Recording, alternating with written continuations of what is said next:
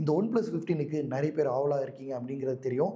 But நிறைய முக்கியமான ஸ்பெக்ஸோடி November 13 வந்து லான்ச் ஆக போது நம்ம இதுலேருந்து என்னெல்லாம் எக்ஸ்பெக்ட் பண்ணலாம் அப்படிங்கிறத நான் உங்களுக்கு சொல்கிறேன். 6.78 inch LTPO AMO LED display வந்து வரதுக்கான வாய்ப்புகள் இருக்குது. இதுக்கு முன்னாடி உள்ள ஒன் ப்ளஸ் மாதிரி கர்வ் டிஸ்பிளே இல்லாமல் ஃப்ளாட் டிஸ்பிளேயாக நம்ம எதிர்பார்க்கலாம். 1.5K வரைக்கும் ரெசல்யூஷன், 165 ஹெர்ட்ஸ் வரைக்கும் ரெஃப்ரெஷ் ரேட்.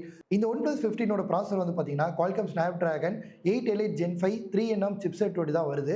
இதோட ப்ராசர் வந்து பார்த்தீங்கன்னா இப்போ வரைக்கும் இதோட லான்ச் டேட்டில் இதுதான் முந்தி இருக்கிறனால இந்த லேட்டஸ்ட் சிப்செட் வந்து இதில் தான் நமக்கு கிடைக்க போகுது. கேமரா பொறுத்த வரைக்கும் ரியரில் வந்து 50 மெகா பிக்சல் ட்ரிபிள் கேமரா செட்டப்பாக வரதுக்கான வாய்ப்புகள் இருக்குது.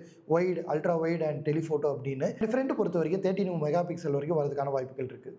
அண்ட் சாஃப்ட்வேர் பொறுத்த வரைக்கும் லேட்டஸ்டான Android 16 அண்ட் Oxygen OS 16 வரதுக்கான வாய்ப்புகளும் இருக்குது. இதில் வந்து புதுசாக 360 டிகிரிக்கு கைரோ வெலாசிட்டி கூலிங் சிஸ்டம் வந்து வரதுக்கான வாய்ப்புகள் இருக்குங்கிறாங்க.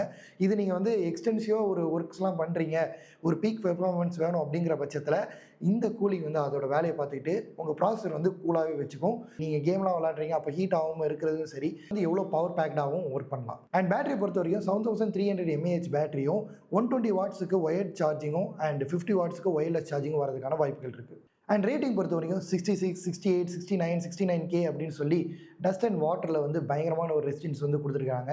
ஸோ 3 கலர் ஆப்ஷன்ஸில் வரதுக்கான வாய்ப்புகள் இருக்குது. நீங்கள் இந்த மொபைல் வாங்குறதுக்கு எக்ஸ்பெக்டேஷன்ஸ் எவ்வளோ வச்சுருக்கீங்க அப்படிங்கிறத கமெண்ட்டில் சொல்லுங்கள்.